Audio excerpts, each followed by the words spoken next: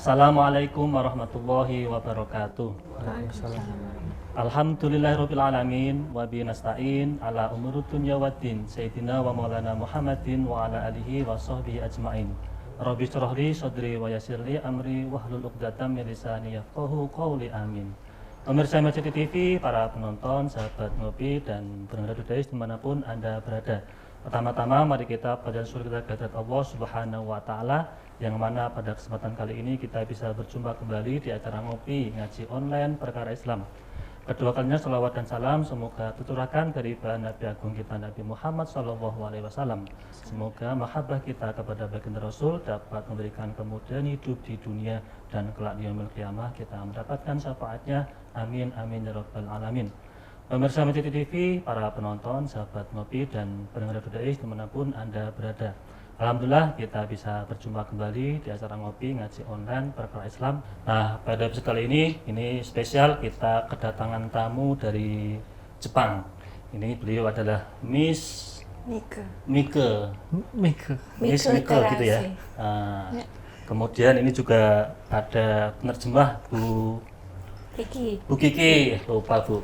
Ini nanti akan membahas tentang Islam yang ada di Indonesia dan Jepang. Tapi perlu diinformasikan bahwa Miss Mika ini beliau ini belum beragama. Jadi nanti, tapi beliau di Indonesia itu sudah belajar atau sudah ingin tahu tentang Islam.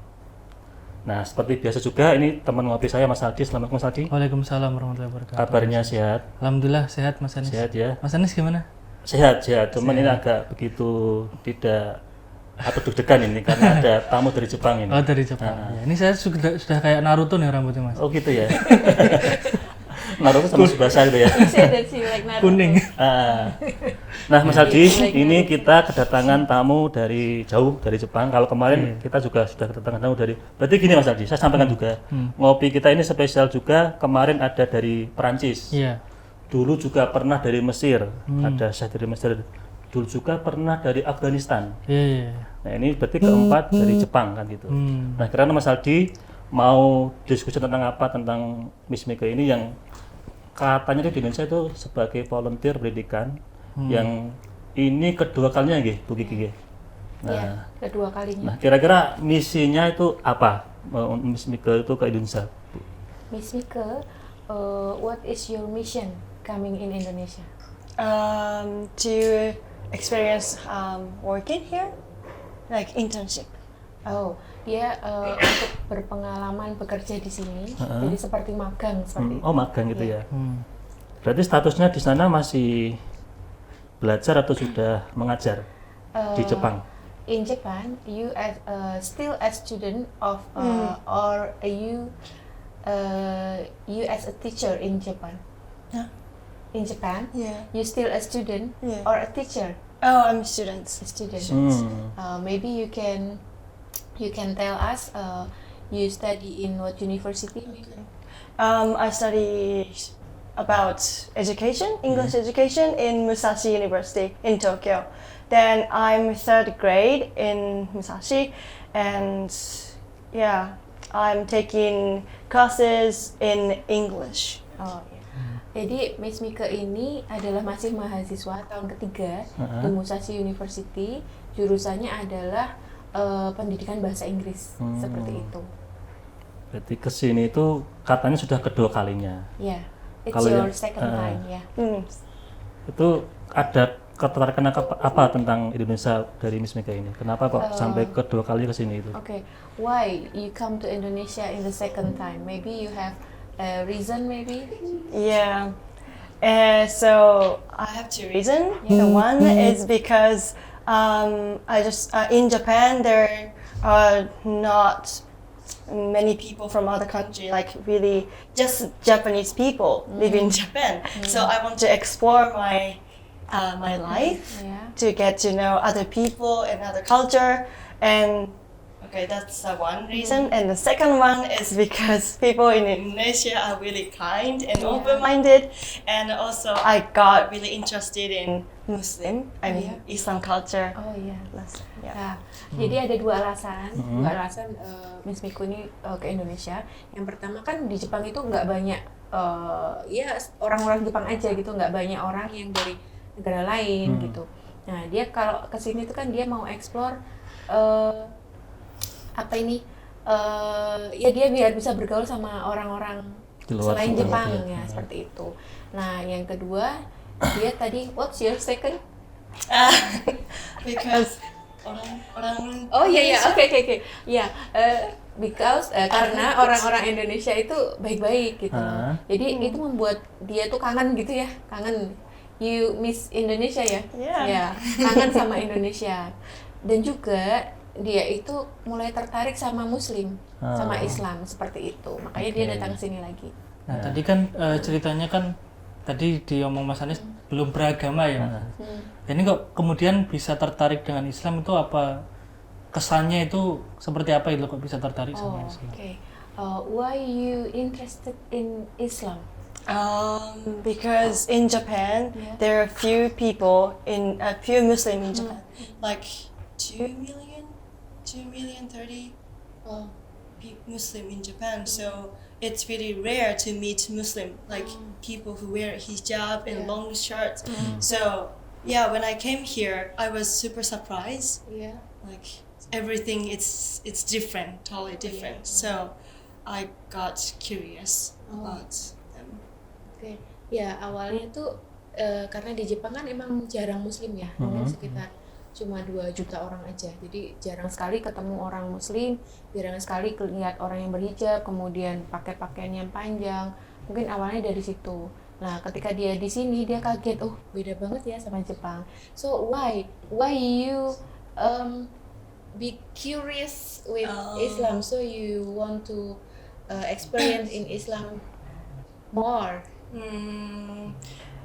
Yeah, because after I got interested in Islam, Islam, yes. I tried to read a book about Quran. Quran, yes. Quran. Like, then I feel the teaching of Islam is kind of same as my mind. Oh. Like, be kind to other people and like help people who need, money or. Oh iya. So that's the reason. Oke. Nah, setelah dia tertarik sama Islam, jadi Miss Miku ini baca buku tentang Quran. Nah, di buku itu ternyata ajaran Islam tuh kok sama ya kayak pikirannya dia gitu loh. Seperti kita harus baik ke orang, kemudian harus berbagi ke yang membutuhkan, seperti itu. Tapi di Jepang sendiri ya budayanya, apakah nggak seperti tadi berbagi dengan orang lain terus lebih ramah atau bagaimana? What about the Japanese people? You say that in Islam we have to kind to people and share to the need of people who need. How about the Japanese culture? Is the kind? Yeah, I and think it's the sharing? same, almost same. So what's the difference? What's the difference? Yeah. What's the difference? Is if that kindness and we want to share to people is also in Japanese culture. So why you so interested in Islam? I mean, I don't find any differences. Rather, I find similarity. That's because I really feel comfortable. Oh, jadi karena dia ngerasa nyaman aja gitu. Rasa nyaman gitu. Oke. Tadi kan Miss Mika ini kan tidak beragama di Jepang, belum beragama. Apakah memang rata-rata orang Jepang itu tidak beragama? Ataukah memang di sana itu kebanyakan agamanya itu memang agama yang mungkin hanya kepercayaan saja? Satu itu kemudian gini, kan tertarik kepada Indonesia, datang ke Indonesia kan gitu. Nah, kemudian tertarik kepada orang Muslim. Apakah juga jangan-jangan Miss Mika ini juga pengen login atau masuk Islam atau bagaimana ini? Oh, bentar, tak tanya yang pertama dulu kali ya, yang apa tadi? Yang Rata-rata orang Jepang ya. Oke. Miss Mika, how about the Japanese people, the average of Japanese people, they don't have religion, or they have religion, or maybe they don't have religion, but they believe something. Something, yeah. Like, something powerful Don't like exist. that. Okay, yeah, I think. Yeah, in my research, Japanese 60% of Japanese people don't have religion. Oh, Any religion. 60%, 60% Yeah. tidak beragama. Oh. No, so that's including me. Oh, yeah. I don't have any religion. And then the next one is Shinto. Shinto? Yeah. Mhm. Yeah, but it's I don't know how much. Oh, yeah. percent. Shinto is original from Japan, ya. Yeah. Yeah. And then what's next question? Udah gitu ya. Berarti agama Shinto atau? Shinto. Oh, Shinto itu termasuk agama juga kalau di Shinto sana? tuh agama asli Jepang, Mas. Oh, oke. Shinto is belief in what, Miss? I'm not sure. Oh, you're not sure. I never learned it. Oh, iya. Yeah. Tadi yang kedua tentang Kelihatannya Shinto tuh nyembah matahari ya. Oh, Kalau nyembah nggak yang salah, nyembah iya. matahari itu. Kalau nggak salah.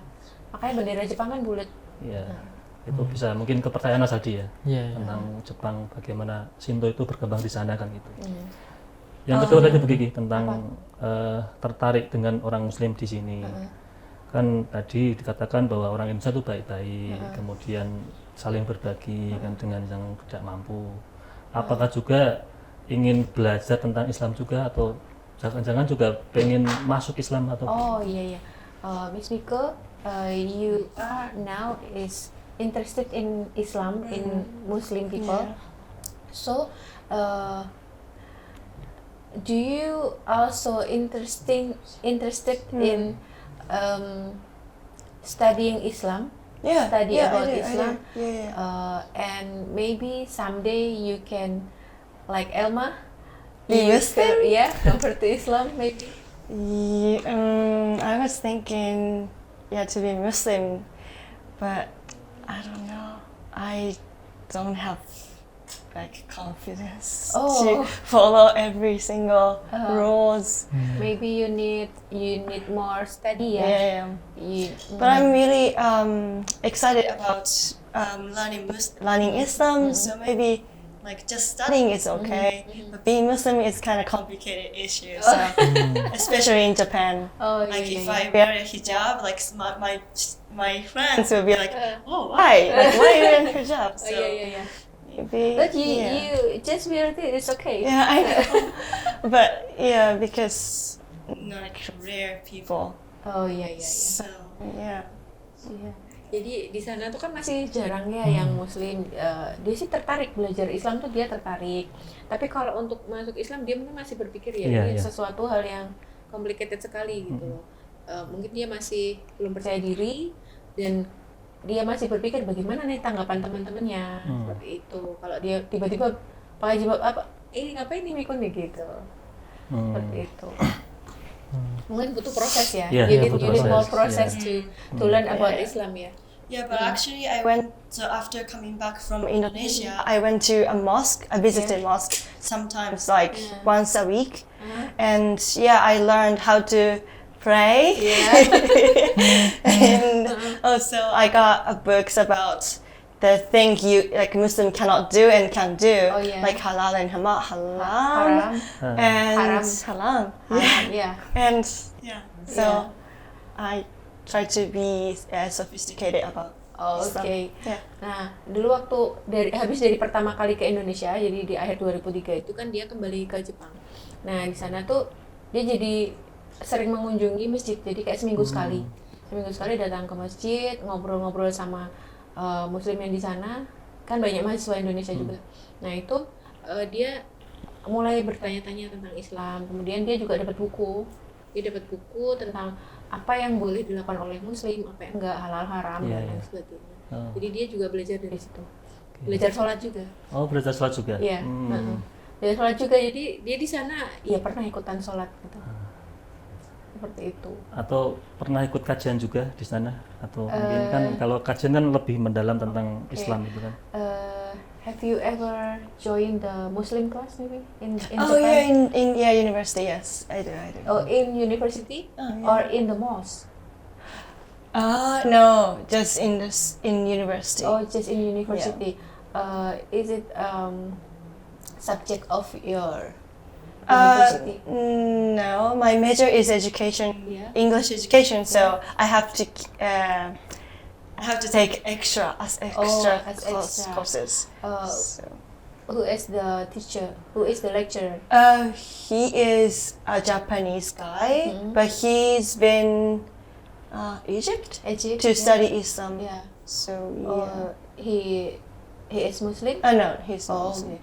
jadi dia juga ikut kelas tentang Islam. Jadi mungkin budayanya aja ya, karena yang ngajar ternyata orang Jepang yang dia sudah beberapa lama tinggal di Egypt, di Mesir.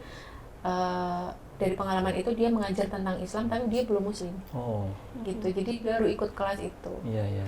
Kalau di masjid kelihatannya belum. Kemarin sih pernah cerita ke saya, gitu dia belum bisa ikut kelas yang di masjid karena hari Jumat. Nah, di hari Jumat dia ada kuliah. Wah, benturan dengan kegiatan Iya. lain itu ya.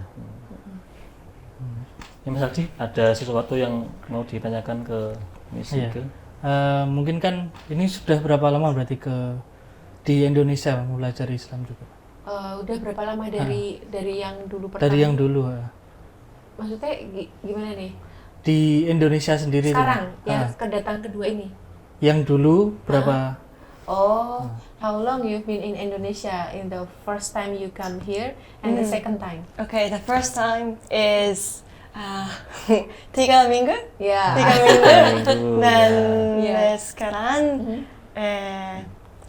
1 bulan. Iya. Satu bulan. Nah itu berarti di sini sudah ya cukup lama ya. Berarti apa perbedaan mungkin suasana atau mungkin makanan yang kalau di Jepang kan kita tahu makanannya kadang ada yang mentah, ada yang itulah. Di sini kan semuanya matang lah. Itu kira-kira terkejut juga ada dengan budaya di Indonesia gitu. Oh, have you do you have culture shock in Indonesia because the food maybe it's very different, and in Japan maybe you eat raw food, and here all cook. It's maybe. fried. Everything's It's fried. fried. Oh yeah, Yeah. everything fried. Ya, dia terkejut sama itu, semuanya digoreng. Yeah, everything Yeah, yeah. golden. Goreng. Yeah, but actually, I didn't get any surprised about the food, but about the life of the life Yeah. in Indonesia is kind of surprising. Yeah. For example, the first thing that I surprised was when I was on a taxi. There is one children that's trying to come up to me and like showing like this. Yeah. Then she had a newspaper. Then Yeah. I didn't get it. Yeah, So yeah, I was like, why there's children, Yeah, like yeah, really little children, like 3 years old, and that's so dangerous. But then I asked the taxi driver, then he said it's she is trying to get money and trying to get the newspaper from me. So yeah, that's surprising. Oh iya iya. Jadi kalau untuk makanan sih dia nggak terlalu kaget ya, karena ya udah gitu kan. Tapi yang dia kaget itu sama culture-nya. Yang paling dia kaget pertama itu adalah ketika dia naik taksi, kemudian ada seorang anak menghampirinya dan mengacungkan 2 jarinya gini dan bawa koran. Oh, Kayak gitu. Lah dia pikir, hah kok seperti ini gitu. Kok ada anak kecil di jalan, ini kan berbahaya sekali. Gitu. Lalu dia bertanya ke drivernya, ternyata oh dia lagi sedang cari uang, seperti itu. kalau di Jepang nggak ada ya? Yeah, there's no one like the children in Japan ya. Oh.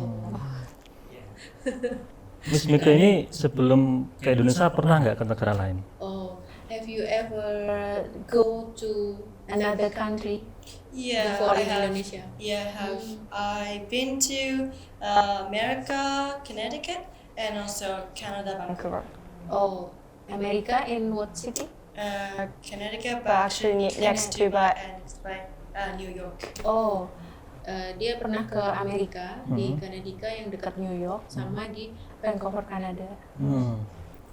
Ya. Terus perbedaannya antara di Islam Jepang, kemudian Indonesia, sama di luar tadi di Amerika tadi ya, di USA itu seperti apa itu? Okay. Do you know the difference between Islam in Indonesia, in Japan, and in America and Canada, maybe? About Islam? Yeah. I haven't met any Muslim in America and Canada. Oh yeah. Maybe my Uh-huh. places I was in is no No, or Christian, rare. just Christian, yeah, Christian. just Christian. Yeah, my host family in Canada was Christian, so yeah, when they eat dinner, they like doing like holding their hands and then like Oh yeah. yeah. Uh-huh. Jadi di Kanada sama Amerika dia nggak nemuin orang Islam kayak gitu, jadi ya nggak bisa bandingkan gitu. Kalau dulu host family-nya tuh Kristen, jadi dia kalau makan itu ya berdoa dengan ala mereka. Iya, iya. Kalau di Jepang, Islamnya di Jepang? How about Islam in Japan? Islam in Japan. Yes. To be honest, there is a kind of negative image because of the violence. Violence? Oh yeah. Terrorism. Oh yeah. So, and on the TV, there are a lot of Islam about terrorism, not about the good perspective. So, I think almost all Japanese people would think Islam is kind of dangerous religion. So, we must not talk about Islam. Oh. So, yeah. Oh iya. Oke. Yeah. Jadi kalau di Jepang itu ada stigma negatif tentang Islam seperti itu. Jadi kayak Islam itu identik dengan kekerasan, terorisme, ya seperti itu. Jadi ya kemungkinan sebagian besar orang Jepang itu berpikir bahwa Islam itu adalah agama yang berbahaya. Seperti itu. Tapi Mika sendiri apakah percaya dengan stigma itu? Do you believe with that that they think about Islam from the television? Do you believe that? Yeah. For me, I did because this is the only. I don't know. I didn't try to search about Islam. I just believed the TV. It was wrong, I think. And also, my friend said, yeah, like when I talk about Islam, they said, oh yeah, I think Islam is like. Is there any violence in Japan? Islam? What Islam? No, just in just they another think country. about. Just the violence and the terrorism is the news from other country. So why the media say about Islam is identical with violence? Like the TV, the newscaster don't say like Islam is a bad religion, but they just broadcasted like this actual scene, like how to say, like terrorism is just shooting or like they're holding weapons and so yeah. Paham nggak, Mas? Jadi itu di sana tuh berita-berita miring tentang Islam tuh banyak, cuman nggak ada kejadian di Jepang. Jadi cuman yang pembawa beritanya itu tuh ya Islam tuh kayak gitu, terus ada scene tentang kekerasan, jadi mereka bawa senjata, kemudian gendong-gendong senjata seperti itu. Tapi realitanya nggak ada realitanya. Dia dulu percaya bahwa Islam tuh kayak gitu, karena ya itu sumbernya salah satu-satunya ya media itu gitu. Dari teman-temannya juga dia dengar dari teman-temannya juga seperti itu. Tapi sepertinya dia salah gitu. Dia mengakui bahwa aku dulu salah nih percaya seperti itu. Kalau di Jepang kan tadi stigma negatif tentang Islam gitu kan. Kemudian sekarang misalnya ke negara kita Indonesia yang mayoritas Islaman gitu. Nah kira-kira ada stigma seperti itu terbukti nggak itu?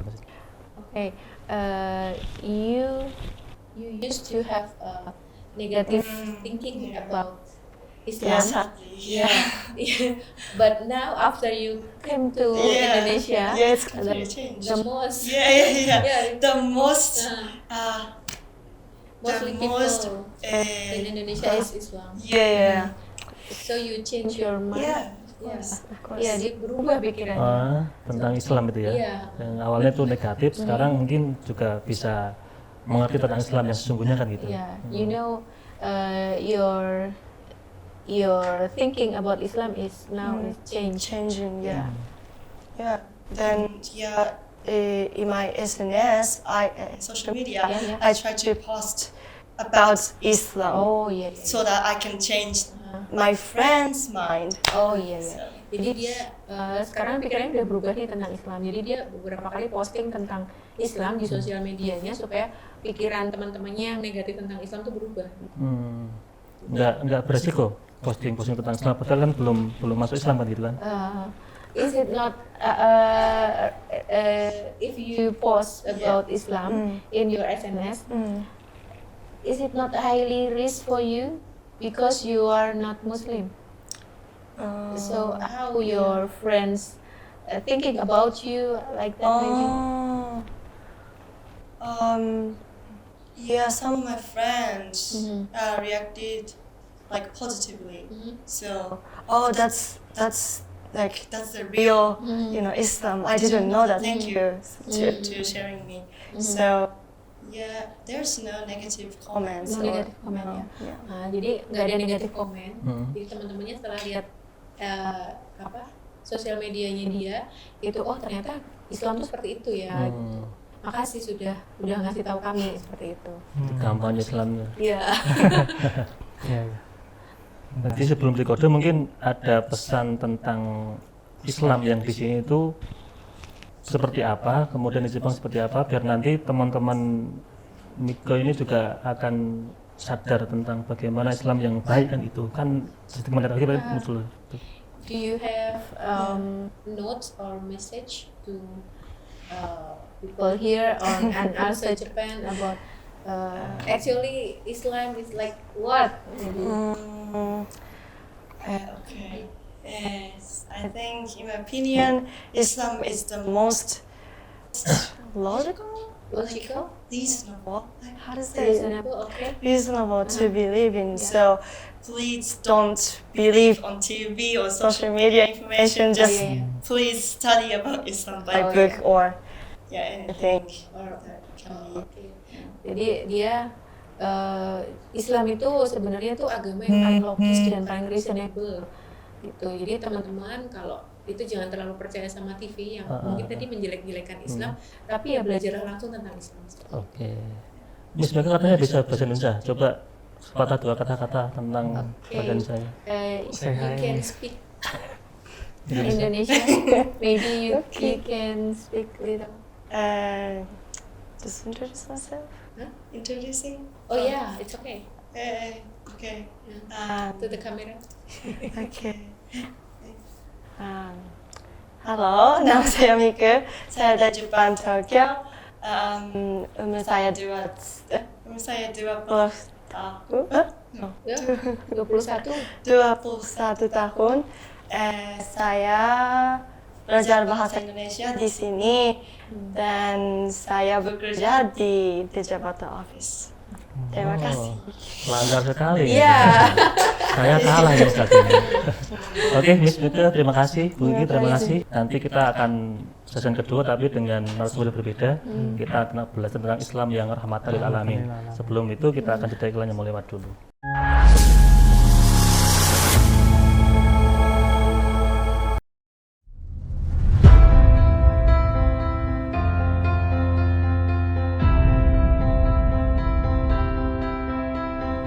Masjid Agung Jawa Tengah kini hadir dengan berbagai pelayanan dan fasilitas yang membanggakan.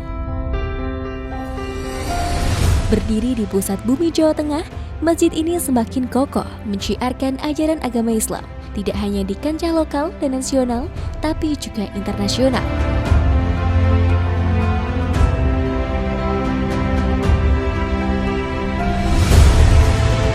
Mengikuti perkembangan dan kebutuhan masyarakat, Masjid Agung Jawa Tengah mempersembahkan sebuah lokasi yang mengantarkan, lokasi yang membekali untuk ibadah yang suci, manasik haji dan umroh Masjid Agung Jawa Tengah.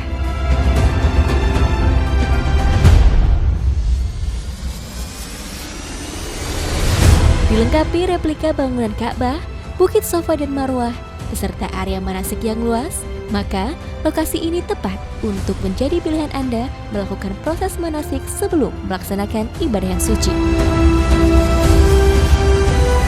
Dengan 2 pintu gerbang utama, sistem keamanan yang sudah modern, area parkir yang luas semakin memudahkan Anda dalam beribadah maupun kenyamanan dan keamanan selama proses manasik berlangsung.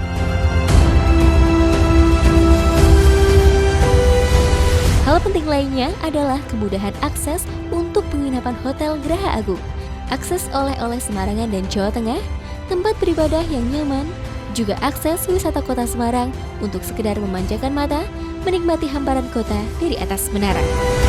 Tentunya, ini semua demi pelayanan yang mengedepankan kepuasan Anda sebagai pelanggan.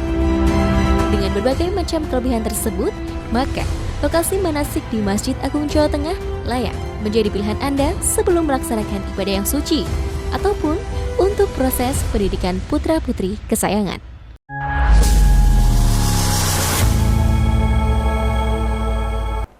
Pemirsa MCT TV, para penonton, sahabat ngopi dan pendengar Radio Dais dimanapun Anda berada, kembali lagi bersama kami di acara ngopi ngaji online perkara Islam. Dan pada sesi kedua ini kita kedatangan tamu lagi. Ini adalah Pak Kiai Johan. Nah, beliau ini termasuk pengasuh pesantren Progresif Fatimah Al-Amin. Al-Amin. Iya, Tepatnya di mana? tempatnya di perumahan BPI Ngalian nomor Blok S 33. Nomornya itu seperti orang pikir 33. Iya. Nah, Mas Aldi, ini beliau ini pesantrennya itu yang tadi itu dihuni atau ditempati oleh Miss Mike sama yang kemarin siapa Pak Jan? Miss Elma. Miss Elma. Iya. Nah, nanti bisa ditanya kenapa kok sampai tinggal di pesantren kan begitu. Nah, kira-kira apa Pak John? Kenapa kok sampai tinggal di pesantren sama Miss Mike? Iya, Miss Miku itu setahun sebelumnya datang ke pesantren. Beliau volunteer di pendidikan di Nasima. Kemudian tinggalnya di host family. Kebetulan keluarga kami ditunjuk oleh Nasima untuk menjadi tempat tinggal. Kemudian seminggu tinggal di rumah.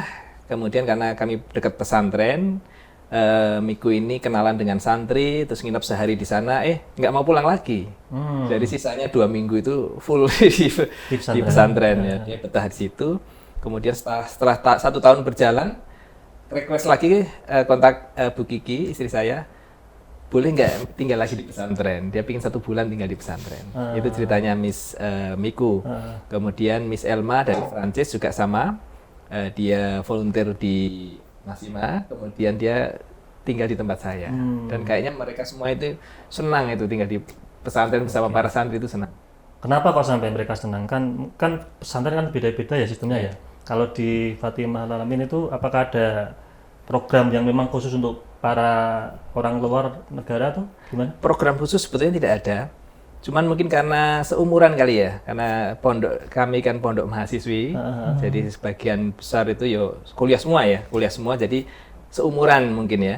Kemudian kita juga mengembangkan keterbukaan. Artinya kita menerima siapapun yang datang di pondok sebagai tamu itu sebagai saudara.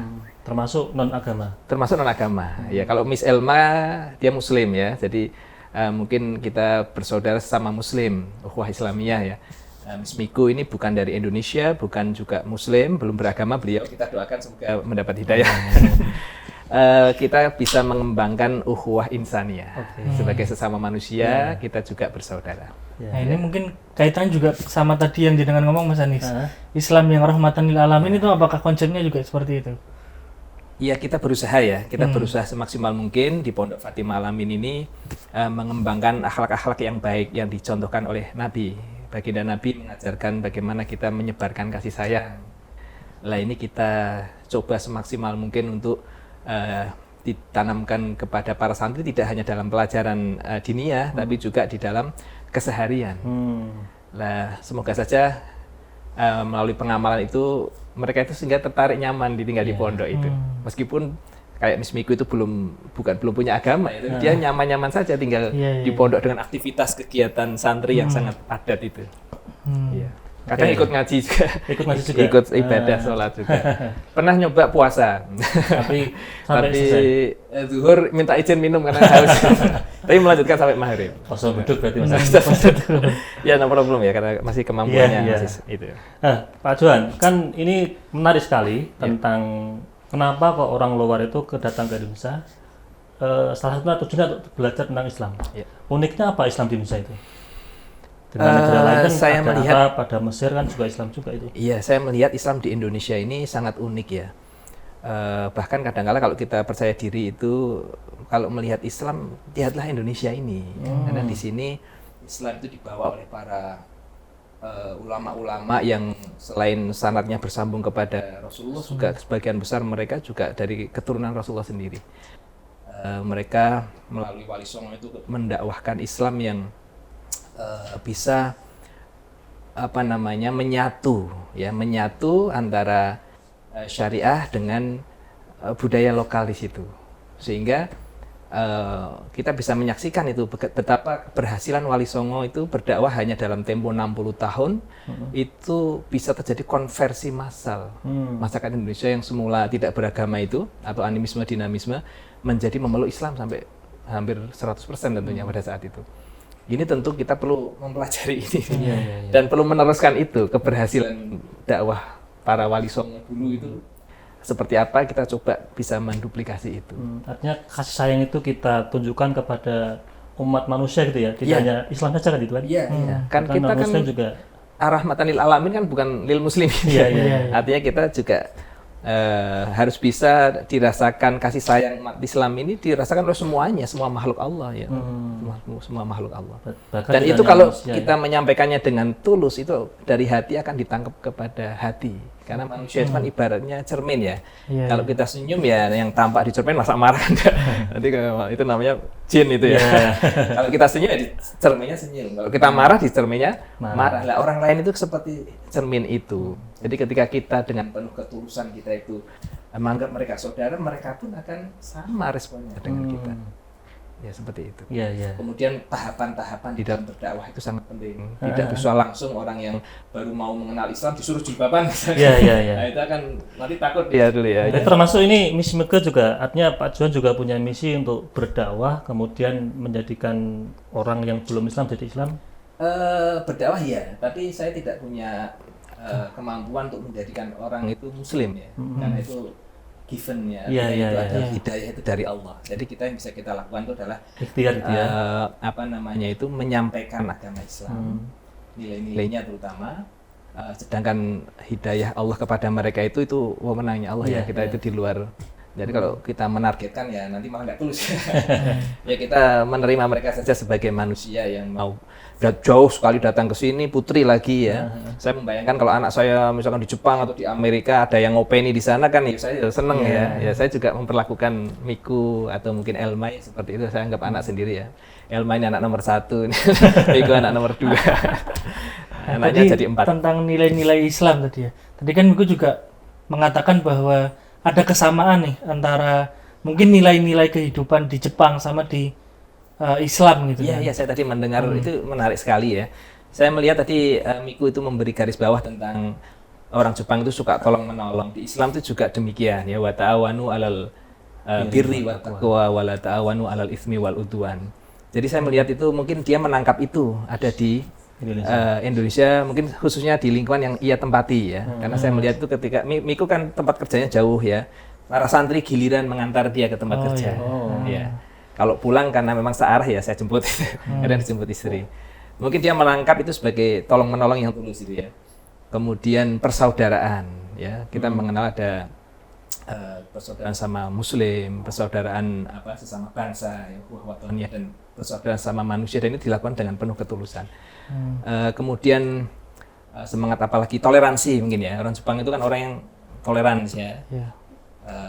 Dan saya kira Muslim di Indonesia itu juga sangat toleran, ya, sangat toleran dan semangat untuk menerima perbedaan, mencari kesamaan tujuan. dan saling memahami satu dengan yang lain, itu saya kira mungkin kesamaan-kesamaan yang ada di Islam di Indonesia ini dengan mungkin yang dijumpai di Jepang itu mungkin ya, sehingga dia merasa nyaman kayak at home di Indonesia ini. Iya. Ini kan menariknya juga begini. Indonesia kan termasuk rujukan orang luar datang kan gitu kan. Terkenal dengan ramah tamah, nyaman, orangnya baik-baik. Itu apakah nilai Islam yang sesungguhnya memang benar-benar seperti itu kan harus juga ada bagaimana Islam juga mengajarkan itu, Pak? Iya. Saya kira Islam sangat menekankan pada al-khair ya. Al-khair itu semacam etika atau suatu kebaikan yang bersifat universal.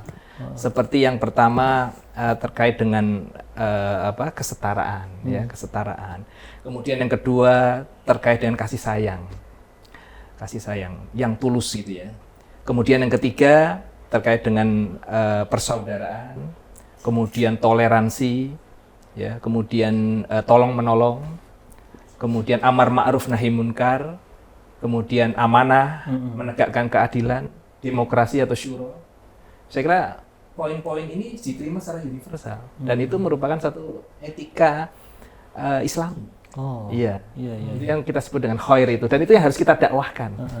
Nah, dakwah itu untuk orang yang non muslim tentu kita harus dakwah. Dakwah itu berarti kita itu seperti sales itu Mas ya. Kita itu seperti sales yang menawarkan ini loh kebaikan yang bersifat universal dulu.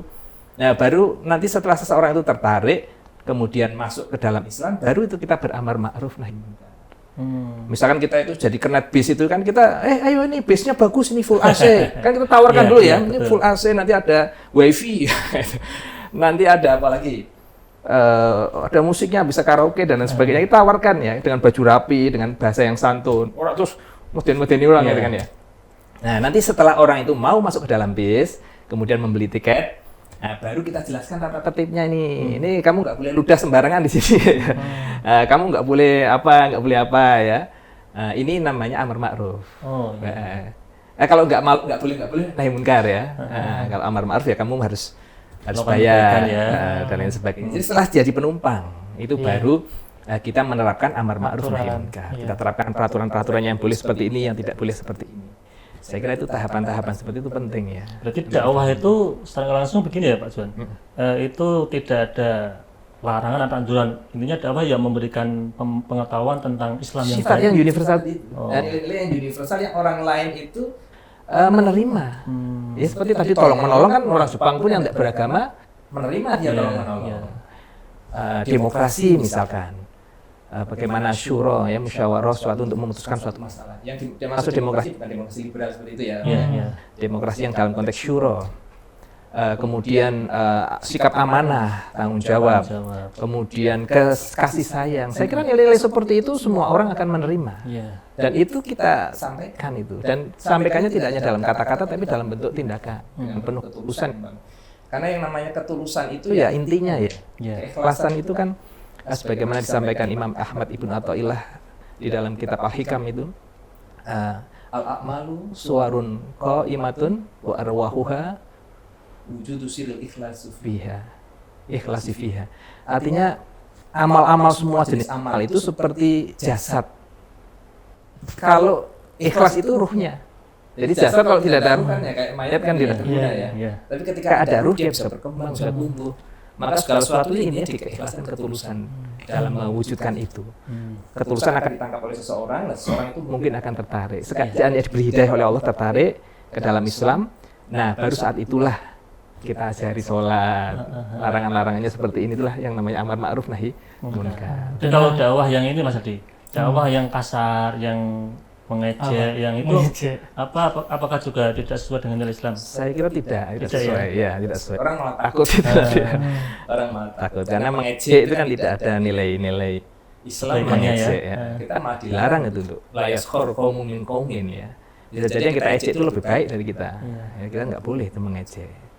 Ya kita mendakwakan al-khair tadi itu, nilai-nilai universal kebaikan yang terutama kepada orang beragama lain ya. Dan ini mungkin kan yang jarang kita lakukan juga kan. Kadang tadi yang dikatakan oleh Miko juga kan dia melihat Islam di media seperti itu kan, penuh kekerasan dan sebagainya. Negatif ya. Stigma negatif seperti itu kan kita juga harus Mengkampanyekan ya. mengkampanyekan kayak ngopi ini kan juga mengkampanyekan Islam yang yang ramah ya. rahmatan lil alamin juga kan. Ya memang Islam menghadapi fitnah yang luar biasa. Memang ini kenyataan ya, kita di fitnah seperti itu. Saya kira jawabannya ya melalui perilaku kita saja. Karena orang non-muslim itu tidak akan tertarik untuk membaca Al-Quran, saya kira.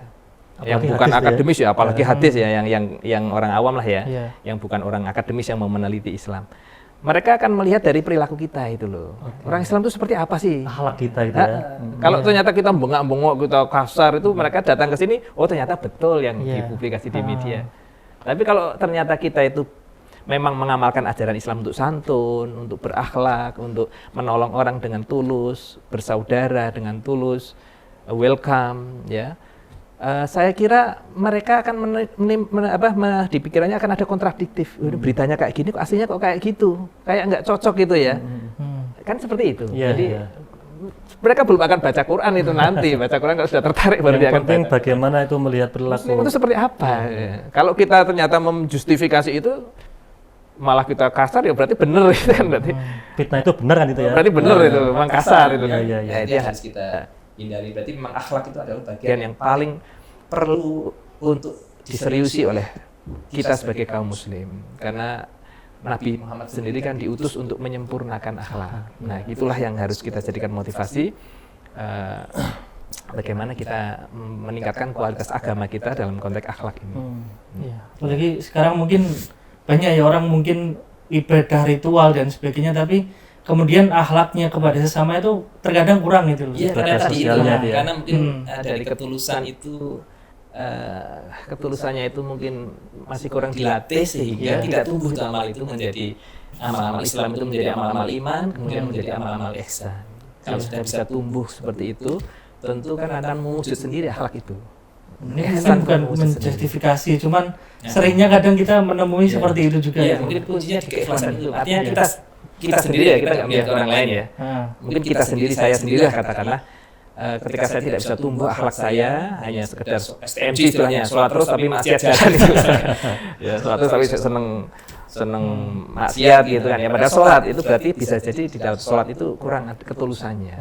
Ketulusan kita kepada Allah itu kurang.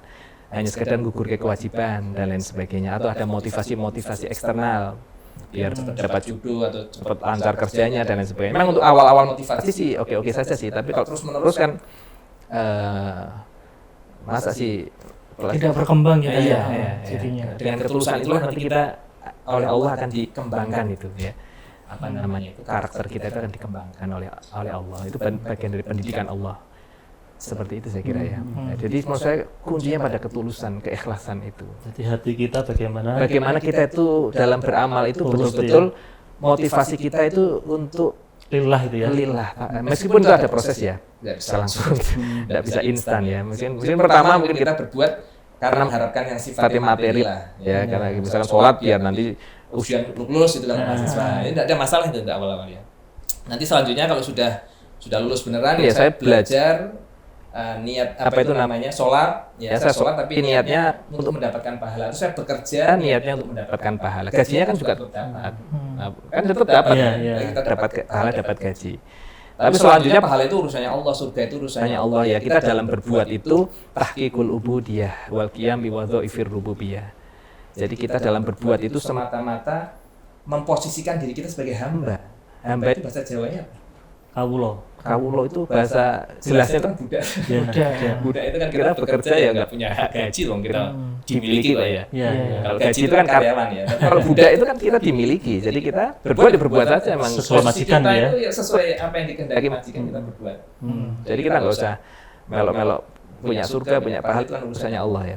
Dan mungkin kalau gambaran seperti tadi ya, majikan dan budak kan juga, kalau kita bayangannya kan majikan mungkin yang seperti apa, cuman kalau Allah kan pasti juga majikan yang paling pengertian juga kan. Paling pengertian. Kita kan harus meyakini itu juga berarti. Iya, makanya dengan ada satu tips dari ulama itu yang cara yang paling mudah untuk kita coba untuk mencapai derajat ikhlas yang tinggi itu dengan syukur. Jadi kita menjadikan rasa syukur itu sebagai motivasi di dalam melakukan aktivitas apa saja. Misalkan mau ngopi gini, kita ingat ya Allah ini kopi ini kayaknya rasanya manis tuh, misalkan kita minum. Bismillahirrahmanirrahim. Terus disyukuri gitu ya. Iya, kita mensyukuri kenikmatan. Sebelum minum itu kita mensyukuri alhamdulillah disuguh. Bentuk rasa syukur itu kita minum itu. Termasuk kita ketemu Pak Johan. Kita ketemu ini ya, mungkin kita perlu mengingat ya Allah, saya diberi kesehatan oleh Allah ya. Dengan juga bisa hadir di sini saya mungkin dalam wujud kesehatan yang diberikan oleh Allah itu mungkin juga berbagai macam anugerah kesempatan itu kita ingin ya berdakwah kecil-kecilan lah seperti ini ya.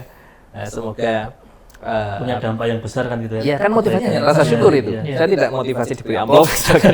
Itu kan masih bentuk materi atau saya mungkin berharap dimasukkan surga dan sebagainya melalui ini. Tapi ya ini semacam rasa syukur saja sih. Kita syukur ya, kita bersaudara, kita bertemu di sini, ada kesempatan apa namanya ini. Kita berbuat. Seperti hanya ada Miss Miku, Miss Elma di tempat saya bersyukur aja ini.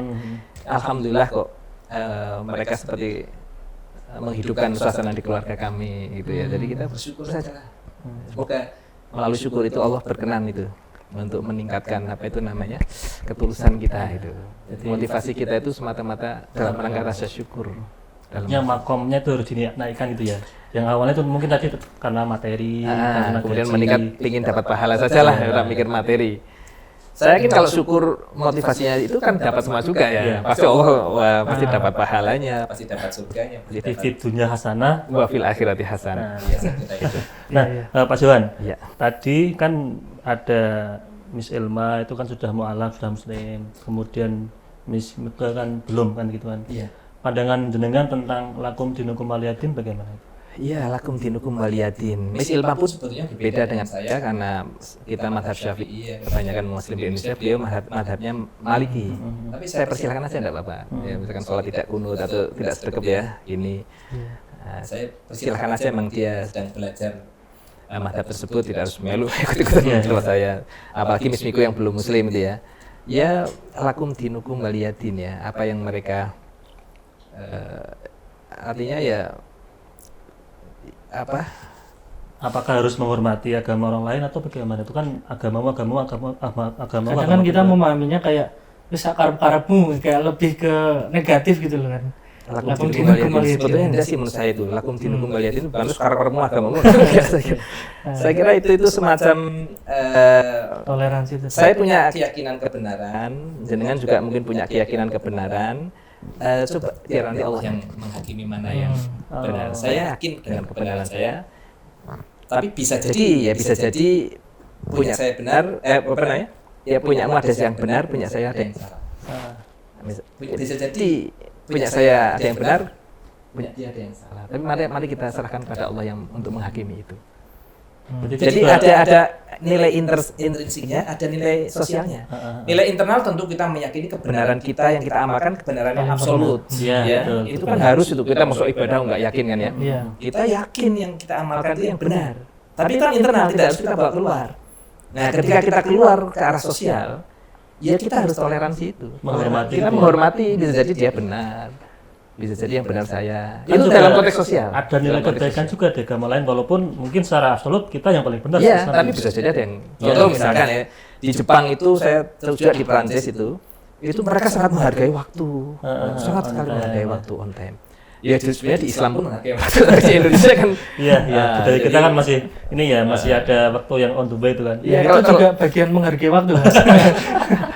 kalau terlambat itu kalau orang Prancis kata Miss Elma itu tidak sopan itu. Orang-orang terlambat janjian jam 8 misalkan, ternyata kita ketemu jam 8:15 itu dianggap tidak sopan. Tidak beretika misal di. Harusnya itu jam 8:10 sudah gitu. Itu menurut. Tapi kan itu kan bagus itu kan ya. Kalau di kita malah kebalikannya itu.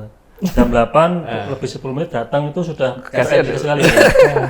Tapi saya yakin yang Islam itu yang betul yang itu, yang Ah. tepat itu ya, menghargai kedisiplinan, sholat kan juga harus tepat Pak. Hanya Mungkin biar kita waktunya saja nggak belum- sia-sia itu ya. Ya kita saja yang belum bisa mengamalkan itu. Tapi kan orang di luar sana yang notabene non muslim ternyata sudah bisa mengamalkan itu. Di Jepang saya tanya juga mereka sangat menghargai waktu. Perancis sangat menghargai waktu. Orang Indonesia ini yang mayoritas muslim harus lebih-lebih lagi. Saya kira itu. Mungkin kita kayak terlalu toleransi sampai kelewat toleransi. Nah, saya yakin toleransi itu ya itu awal dari sosial. Ini kadang-kadang yang kurang dipahami ya. Jadi yang sifat internal dengan eksternal itu kan berbeda. Iya. Yang internal yuk kita yakin, tapi eksternal itu dimulai dari toleran dulu. Ada batas yang kita toleran ya sama. nanti harus meningkat lagi, lebih dewasa lagi kan, inklusif ya. Kita mencari kesamaan-kesamaan. Mungkin ada kesamaan-kesamaan. Seperti tadi kan di Jepang ada tolong menolong, ada persaudaraan, berarti kan ada kesamaan itu. Nah itu kan inklusif. Nanti ke depan lagi kalau kita sangat memahami kawan kita yang berbeda tersebut, itu sudah nanti jadi pluralisme. Jadi pluralis itu artinya bukan terus semua agama benar, kita memahami, kita memahami agama orang lain. Jadi kita harus cari kesamaan-kesamaan, sudah paham kok. Dan mungkin nanti juga ada kayak akulturasi juga kan, budaya kayak di Masjid Agung kan juga akulturasi budaya juga kan di arsitekturnya itu kan.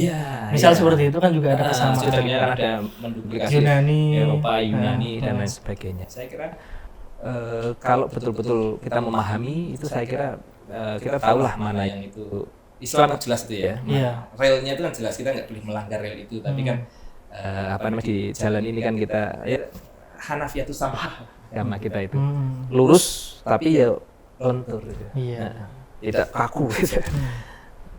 Gitu Mas. Berarti tatarannya itu kan kalau misalkan ajaran kita kan ada Islam, kemudian iman, ada ihsan itu kan ya. Iya, saya lebih memahami itu, meskipun itu definisinya ada sendiri ya. Kita sudah paham definisi itu, tapi kita lebih memahami itu sebagai grade ya. Islam itu artinya kita mengamalkan amal-amal lahir dalam rangka taubat kepada Allah, dalam rangka continuous improvement atau takwa ya. Dan juga mengamalkan dua hal itu secara istiqomah, itu Islam. Ya, amal Islam itu berarti kita taubat, kita continuous improvement, memperbaiki terus-menerus, kemudian istiqomah. Kemudian iman itu artinya kita mulai mengolah hati kita agar bisa lebih ikhlas, lebih tenanan atau tasdik ya, lebih tenanan, sungguh-sungguh ya, meyakini kebenaran itu berasal dari Allah. Kemudian itu akan mendatangkan rasa tenang hati atau nyaman, tumakninatul qalb ya. Nah kemudian Allah akan membimbing kita berharap pada Allah untuk membimbing untuk menuju kepada ihsan. Ihsan itu artinya anta'budallaha ka'annaka tarahu. Ini yang ihsan yang tinggi ya, engkau beribadah seolah-olah melihat Allah. Tapi kalau ihsannya tidak bisa seperti itu, minimal apa? Allah melihat. Kita merasa Allah melihat kita. Atau kita diawasi gitu ya. Kita muraqabah, kita merasa Allah itu mengawasi kita. Itu muraqabah. Kemudian dari situ nanti kita insya Allah akan dibimbing oleh Allah menuju ke musyahadah, kemudian ke ma'rifah yang tinggi tadi. Beribadah seolah-olah kita melihat Allah itu kan ma'rifah gitu ya. Jadi kalau kita tidak tahu kan kita nggak mungkin untuk berbuat yang tidak baik. Iya. Di sendirian pun di kamar ya kita kan muraqabah kan kita tetap diawasi Allah. Ada uang yang itu bukan milik kita, tapi kan meskipun di saku kita kan bukan milik kita, nggak akan masuk ke bukan jajan. Jadi kita tidak mungkin umat Islam itu STMJ ya. Tidak mungkin kalau sudah masuk ke ihsan itu tidak mungkin STMJ sudah nggak ada. Kalau masih di Islam masih hanya mengamalkan agama saja, bisa jadi itu masih sholat terus tapi maksiat jalan. Berarti belum di-upgrade. Sampai ma'rifat ya. Iya. Mungkin kalau kata Al-Ghazali itu kan juga kunci ma'rifat itu mengetahui diri sendiri kan Mas Anis. Iya. Itu mungkin hampir sama dengan tadi kita rahmatan lil alamin itu kan kita mengetahui bahwa diri kita itu juga manusia dan kita juga perlu memanusiakan manusia juga kan. Mungkin seperti yang dilakukan Kiai John bahwa tadi kayak Miss Elma dan Miku itu kan juga diperlakukan sebagaimana kita juga memperlakukan saudara kita, diri kita sendiri. Kan kita memang diperintah untuk bersaudara ya. Kemanusiaannya muncul kan Mas Aldi ya. Iya, enggak hanya mungkin sama muslim tapi juga sama muslim, sama manusia. Senegara dan sesama manusia. Saya kira itu perlu tidak hanya jadi slogan atau jadi tapi harus betul-betul dirasakan. Dan diimplementasikan ke hidup kita juga. Nah, Pak Johan, ini terakhir pertanyaan tentang Islam.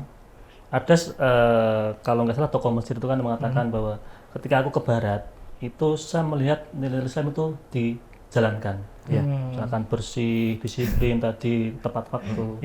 Tapi ketika aku datang ke negara timur itu malah nilainya itu tidak sesuai. Itu gimana Pak Johan? Itu kan sekarang ya, Islam sekarang. Tapi kan kita nggak adil sebenarnya menjustifikasi seperti itu. Kalau kita melihat rentang sejarah itu, Islam juga sudah pernah mengalami yang seperti ini, seperti orang Eropa di zaman abad 8 sampai dengan abad 15-16 itu Islam itu ya seperti negara yang hebat itu kayak Amerika, Uni Soviet itu ya Abbasiyah, ya Turki Utsmani, ya Safawiyah dan lain sebagainya. Mereka ya lebih beradab daripada orang-orang Eropa saat itu.